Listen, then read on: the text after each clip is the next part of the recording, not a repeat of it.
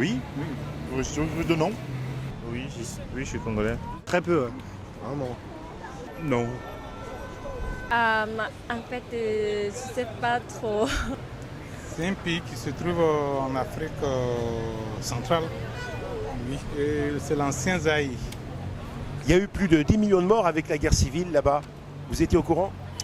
Oui, je sais qu'il y avait eu Désiré Kabila, le père, et puis il y a eu le fils Kabila aussi, et qui est actuellement l'actuel président de la RDC.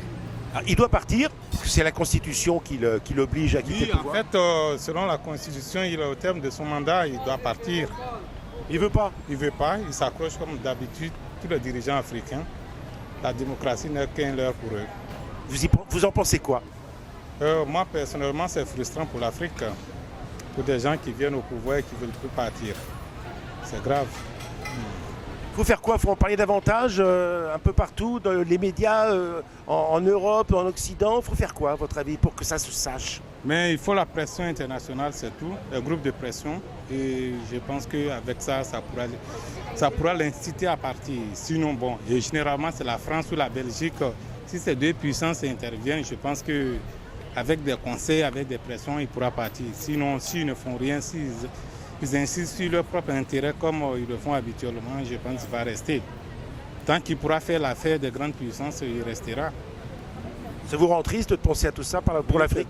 C'est triste parce qu'on n'avance pas, on reste toujours sur la même place et puis aucune évolution, ni pour la population, ni pour le peuple africain. Et c'est très difficile.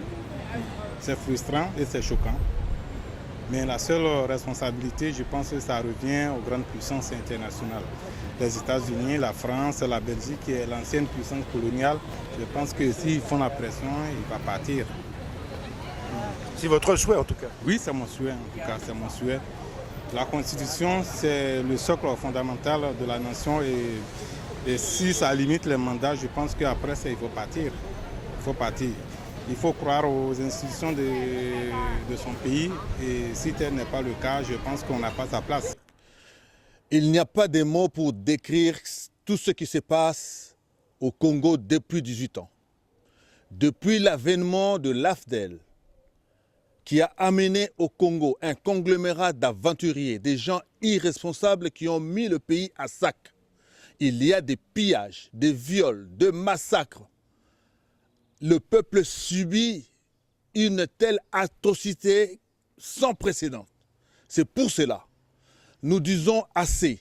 Nous mettons un terme à tout ce qui se passe au Congo. Nous allons mettre en place une structure pour donner un sens réel à la République, à la nation. On appellera les Congos les grands Congos qui il était il y a de cela 20 ans. Le Congo est un pays, un grand pays qui devait normalement être aujourd'hui leader de l'Afrique, le poumon du monde aujourd'hui. Mais voilà là où ces gens sont venus, les gens irresponsables, aventurés de tous bords, et qui se sont mis à voler, à piller le pays, et nous en avons assez. Nous disons ceci, non, trop c'est trop, et nous disons que cela doit s'arrêter.